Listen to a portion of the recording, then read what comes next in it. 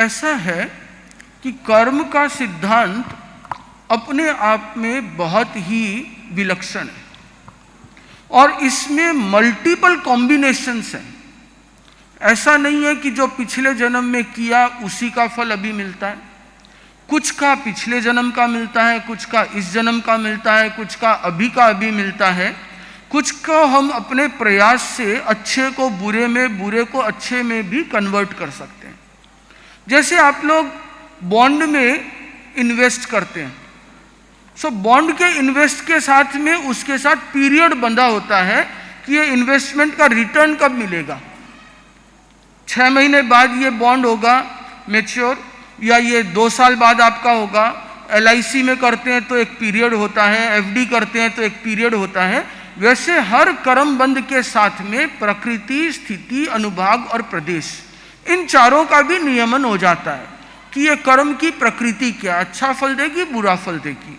इसकी स्थिति मतलब इसका ड्यूरेशन कितना रहेगा, कब जाके ये अपना फल देगी।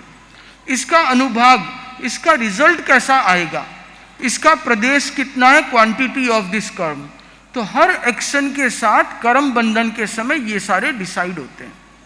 अब जो क्वेश्चन है कि एक साथ आदमी का पीरियड अच्छा आया, अचानक से वो करोड़पति बन गया, सब कुछ ठीक चल रहा था, एक दिन अचानक से साफ हो गया। ऐसा क्यों हुआ?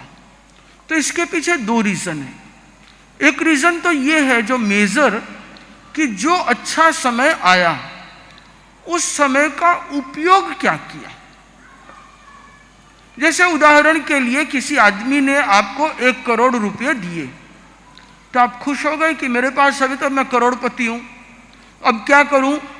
पहले तो अपने फॉरेन ट्रिप पे चलते हैं। फॉरेन ट्रिप पे घूमने गए, एक अच्छी सी गाड़ी खरीद लो, मर्सिडीज से कम क्या लेना, गाड़ी ले ली, एक वॉच ले लिया, सबको ड्रेस दिला दिए, थोड़ा पिकनिक विकनिक किया, सब कुछ किया।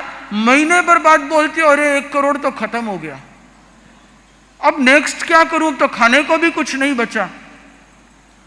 तो 1 करोड़ तो मिला, बट 1 करोड़ को स्पेंड कैसे किया। उस 1 करोड़ को यदि कुछ एक्सपेंडिचर में लेते और कुछ वापस बिजनेस में इन्वेस्ट करते तो हो सकता है कि वापस आपको पैसा देने लगता। उसी तरीके से अच्छे कर्म का समय आया, जिस समय आपको सारी सुख सुविधाएं मिल रही थी, वो मिला तो पुण्य के कारण, और आपने खर्च किया सारा का सारा उसको पाप कमाने में।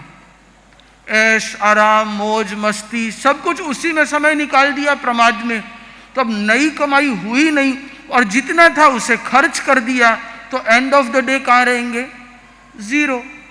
तो 0 के बाद तो फिर क्या बोले कि अब आपके पास सारे खाली हो गए, निकलो यहाँ से। तो होटल वाला भी आपको निकाल देगा यदि अगले दिन का पेमेंट करने को पैसा नहीं हो। 1 करोड़ रुपया लेके जिस 5 स्टार में गए थे, जिसने आपको वेलकम किया था, नेक्स्ट डे पेमेंट का पैसा नहीं है तो वो धक्का मार के निकालेगा। तो वही चीज कर्म के राज में होता है।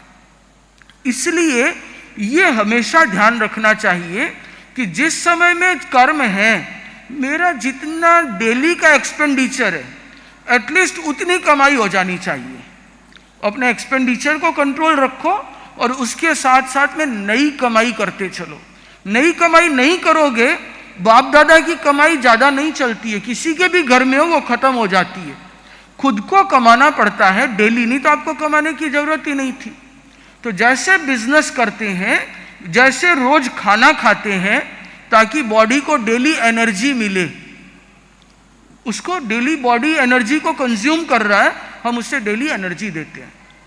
हमारे घर में रोज खर्चे का मीटर चालू होता है, हम उसमें रोज कमाई डालते हैं ताकि बैलेंस बना रहे और वो हमारा बैलेंस कुछ बेटर होता रहे, बैलेंस शीट ठीक हो, राइट।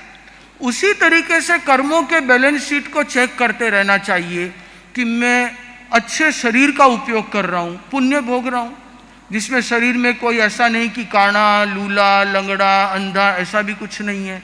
अच्छा कुल मिला है, अच्छा परिवार मिला है, अच्छा खाना पीना मिला है, सारे संसाधन मिले हैं, तो वो सारे पुण्य तो डेली यूज कर रहे हैं।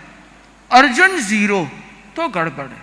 तो पहला ये कि पाप के अर्जन से बचें, एक्सपेंडिचर को कम करें, और दूसरा हम नए कर्मों को क्षय करके निर्जरा करें, तो पुण्य अपने आप बंधेगा। पुण्य की वांछा करने से पाप आता है, ये भी है, क्योंकि पुण्य भी कर्म है। हमारी इच्छा है निर्जरा की, आत्मशुद्धि की, उसके साथ अपने आप बाय डिफॉल्ट पुण्य मिलेगा, तो आपका बैलेंस बराबर रहेगा।